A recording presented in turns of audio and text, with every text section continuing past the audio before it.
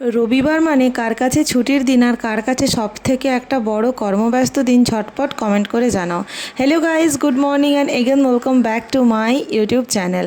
আজকের দিনটা ছিল রবিবার, আর রবিবার মানে অনেকের কাছে ছুটির দিন হলেও সারা সপ্তাহ আমরা যারা কাজবাজ করি তাদের কাছে আজকে হলো আবার একটা বড় কাজের দিন।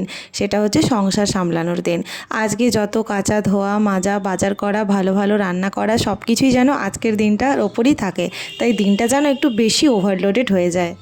আর আজকে এই ওভারলোডের দিনের সবথেকে প্রথম কাজ হচ্ছে বাজারে যাওয়া।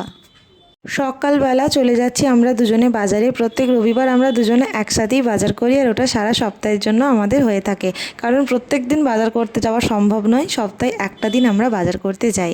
চলেও এসছি আমরা বাজার করতে। আর আজকে ব্রেকফাস্টে খাবো একটা খুব ভালো খাবার, জানো।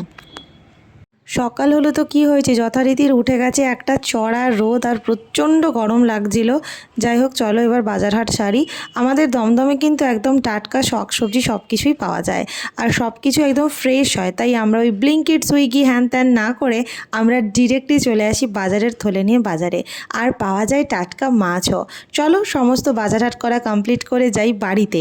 আর আজকের ব্রেকফাস্টটা আমি একদম অন্যরকম করব। সব সময় আর ডায়েট আমার একদম ভালো লাগছে না, তাই আজকে ব্রেকফাস্টে করব পরোটা। না, রাজুদার পকেট পরোটা নয়, এটা আমাদের দমদমের পরোটা আর আলুর দম।